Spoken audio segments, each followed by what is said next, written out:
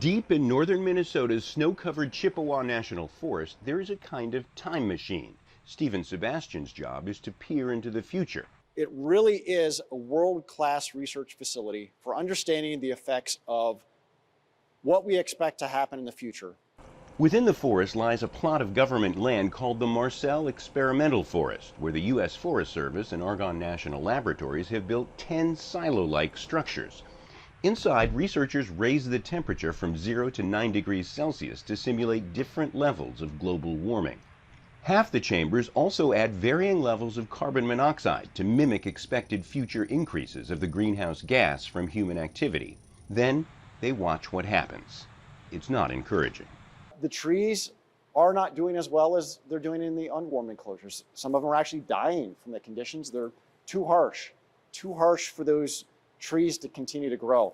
That's not just bad for the trees. Minnesota lies at the southern end of a peat belt that stretches into the Arctic, its frozen cover trapping 12,000 years of plant buildup since the glaciers have melted.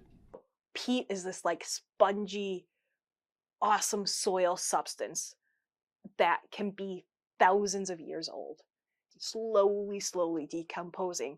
Or as we think about like climate change, basically storing carbon. Storing that carbon is an important job. This ground is covered in peat, plant material that goes down for meters. Peat covers about 3% of the world's land surface, but it stores a third to half of the soil carbon in the world. So as temperatures go up, it goes from being a storer of carbon to a releaser. And that just makes the world hotter faster. Inside the enclosures, it's already happening.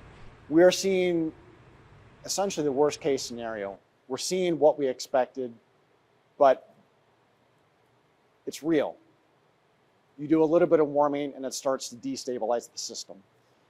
The experiment suggests that if global temperatures rise just a few degrees more, enough to begin melting the world's peatlands, decomposing peat could eventually release more greenhouse gases than they store, accelerating climate change and setting off a vicious cycle of global warming.